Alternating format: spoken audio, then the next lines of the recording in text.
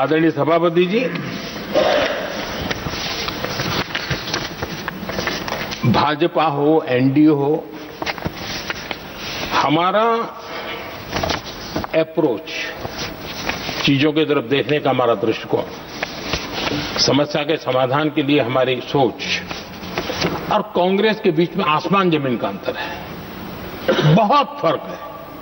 मैं आपको उदाहरण देता हूं। हमारी सोच ये है कि 140 करोड़ देशवासी ये इतने सामर्थ्यवान हैं कि वह चुनौतियों को समाधान दे सकते हैं। ये हमारी सोच है। हमारा भरोसा है देशवासियों पर, उनके सामर्थ्य पर हमारा भरोसा है और यही लोकतंत्र की भी सच्ची ताकत होती है। लेकिन कांग्रेस देशवासियों को ही समस्या मानती है। अब मैं इनका इतना बोल करके छोड़ दूंगा तो आज पता नहीं रात को उनको नींद नहीं आएगी और गालियां कल कैसी दे उसका प्लानिंग चलेगा। लेकिन मैं उदाहरण के साथ बताना चाहता हूं किस प्रकार से लोग सोचते थे देशवासियों के लिए।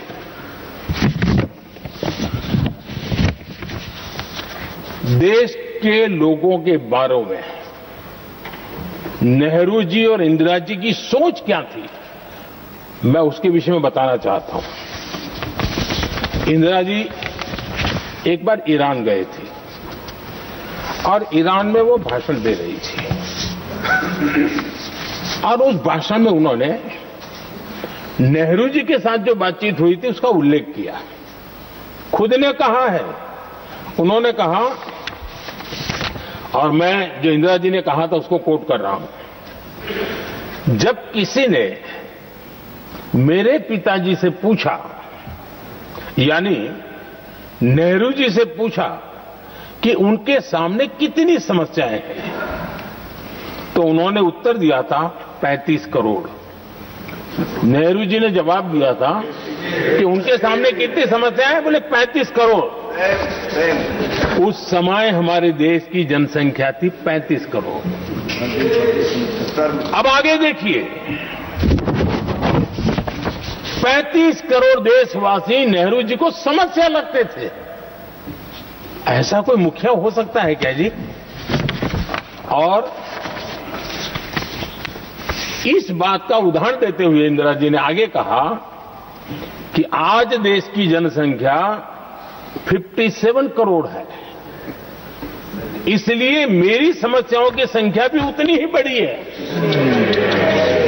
यानी पिताजी को 35 करोड़ समस्या वाले देशवासी लगते थे, अब 57 करोड़ उनको समस्या।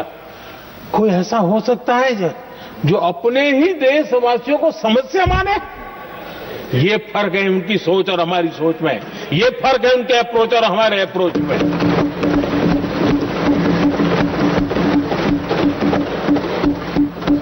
नेहरू जी हो या इंदिरा जी हो या पूरी कांग्रेसी बिरादरी हो, ये लोग भारत के लोगों को समस्या मानते हैं। आदरणीय सभापति जी, मेरे कई कोटेशन मिलेंगे। मैंने दुनिया के सामने कहा है, देश के सामने कहा है, और कहा है इसलिए नहीं, ये मेरा कन्विक्शन है। अरे चुनौतियां कितनी ही क्यों न हो, 140 करोड़ समाधान हमारे पास है।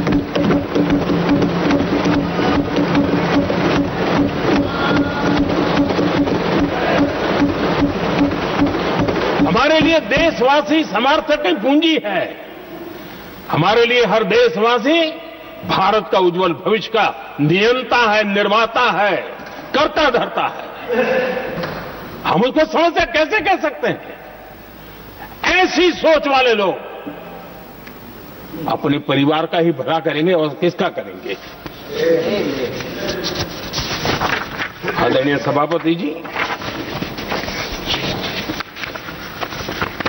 देश के लोगों का अपमान करते रहना एक कांग्रेस के स्वभाव में पड़ा हुआ है, उनके संस्कारों में पड़ा हुआ है। कांग्रेस ने बीते दिनों राष्ट्रपति जी का अपमान किया। चुनाव के बाद जिस प्रकार से हमारे राष्ट्रपति जी के लिए शब्द कहे गए हैं, शर्मिंदगी महसूस होती है कि ये कैसे लोग हैं। भारत के राष्ट्रपति के लिए क्या बोल रहे हैं लोग। आदरणीय सभापति जी, कल लोकसभा में भी राष्ट्रपति जी के अभिभाषण पर चर्चा नहीं हो पाई। ये राष्ट्रपति पद, उसका घोर अपमान किया है। उनको संविधान शब्द मुंह में बोलने की अधिकार नहीं रहता है। जो लोग गरीबी से निकली हुई एक महिला, आदिवासी परिवार से आई हुई एक महिला,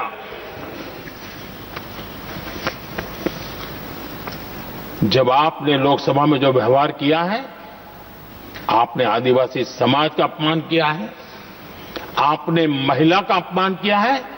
भारत के सर्वोच्च पद पर विराजमान, संविधान ने जिनको सर्वोच्च पद दिया है, आपने उनका अपमान किया है। आपने संविधान का अपमान किया है।